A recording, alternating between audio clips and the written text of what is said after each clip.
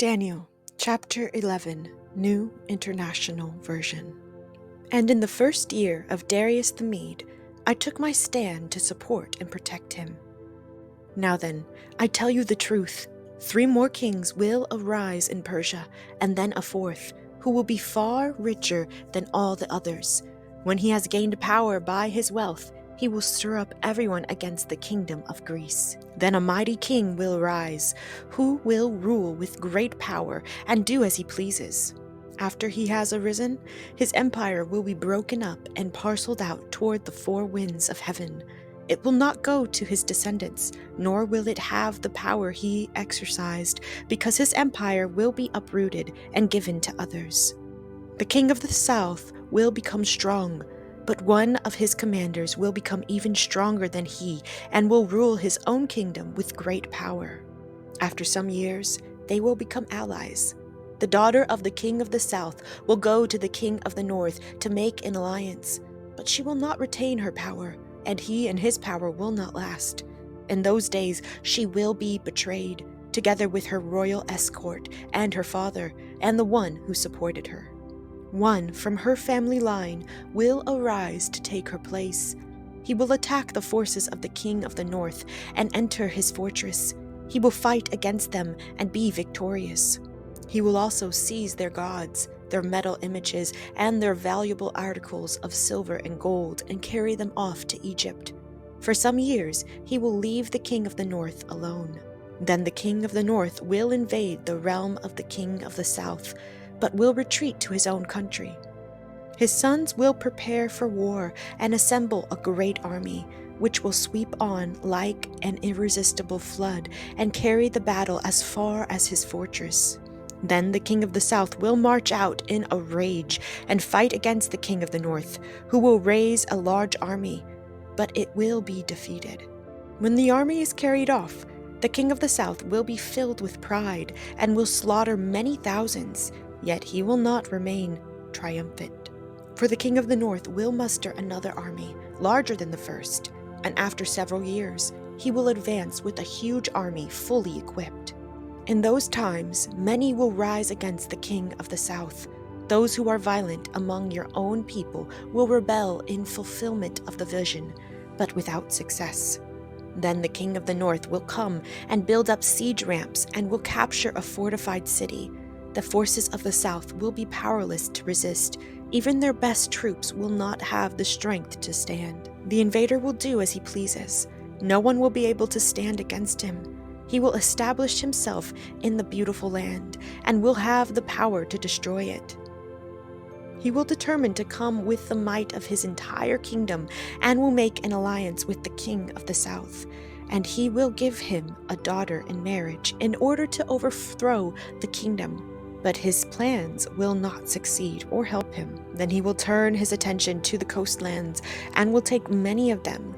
But a commander will put an end to his insolence and will turn his insolence back on him. After this, he will turn back toward the fortresses of his own country, but will stumble and fall, to be seen no more. His successor will send out a tax collector to maintain the royal splendor. In a few years, however, he will be destroyed, yet not in anger or in battle. He will be succeeded by a contemptible person who has not been given the honor of royalty. He will invade the kingdom when its people feel secure, and he will seize it through intrigue. Then an overwhelming army will be swept away before him.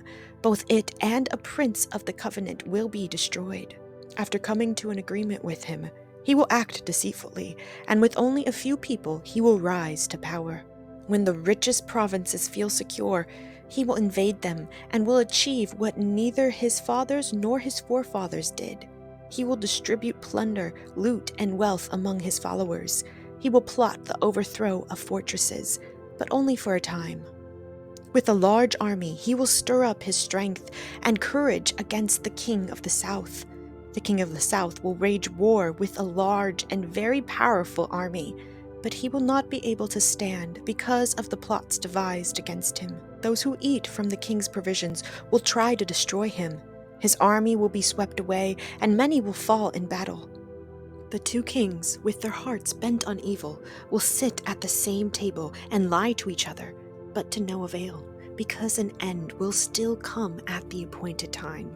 The king of the north will return to his own country with great wealth, but his heart will be set against the holy covenant.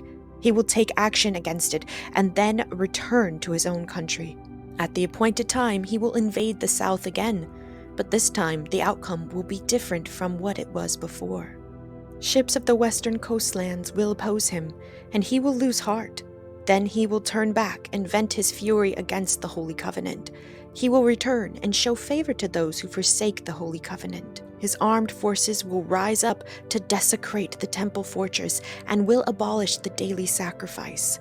Then they will set up the abomination that causes desolation. With flattery, he will corrupt those who have violated the covenant, but the people who know their God will firmly resist him. Those who are wise will instruct many, though for a time they will fall by the sword, or be burned, or captured, or plundered. When they fall, they will receive a little help, and many who are not sincere will join them. Some of the wise will stumble, so that they may be refined, purified, and made spotless until the time of the end, for it will still come at the appointed time. The king will do as he pleases. He will exalt and magnify himself above every god, and will say unheard of things against the God of gods. He will be successful until the time of wrath is completed, for what has been determined must take place. He will show no regard for the gods of his ancestors, or for the one desired by women, nor will he regard any god, but will exalt himself above them all. Instead of them, he will honor a god of fortresses, a god unknown to his ancestors. He will honor with gold and silver, with precious stones and costly gifts. He will attack the mightiest fortresses with the help of a foreign god, and will greatly honor those who acknowledge him. He will make them rulers over many people, and will distribute the land at a price. At the time of the end, the king of the south will engage him in battle, and the king of the north will storm out against him with chariots and cavalry and a great fleet of ships. He will invade many countries and sweep through them like a flood. He will also invade the beautiful land. Many countries will fall, but Edom, Moab, and the leaders of Ammon will be delivered from his hand. He will extend his power over many countries. Egypt will not escape.